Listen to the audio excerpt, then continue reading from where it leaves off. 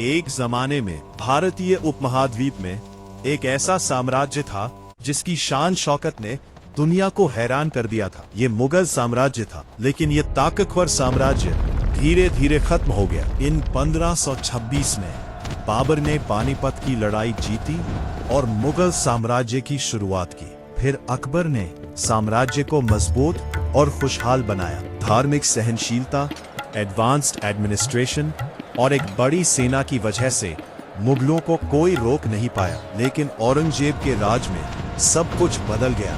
वो साम्राज्य को और भी बड़ा बनाना चाहता था। लंबे युद्ध ने साम्राज्य की इकोनॉमी को कमजोर कर दिया। उसी समय सख्त धार्मिक नीतियों की वजह से कई राज्यों ने बगावत शुरू कर दी। मराठा, सिख और राजपूत मुगलों के खिलाफ उठ खड़े हुए। 1707 में औरंगजेब की मौत के बाद सत्ता की लड़ाई शुरू हो गई। कमजोर बादशाहों की वजह से दिल्ली का कंट्रोल धीरे धीरे खत्म होता गया। 1729 में फारसी शासक नादिर शाह ने दिल्ली पर हमला किया। उसने मुगलों की बहुत सारी दौलत लूट ली। उसके बाद साम्राज्य कभी अपनी पहले जैसी ताकत वापस नहीं पा सका। ब्रिटिश ईस्ट इंडिया कंपनी ने इस कमजोरी का फायदा उठाया। व्यापार के नाम पर उन्होंने धीरे धीरे भारत की राजनीति और अर्थव्यवस्था पर कब्जा करना शुरू कर दिया। 1857 के विद्रोह के बाद आखिरी मुगल बादशाह बहादुर शाह जफर को देश निकाला दे दिया गया।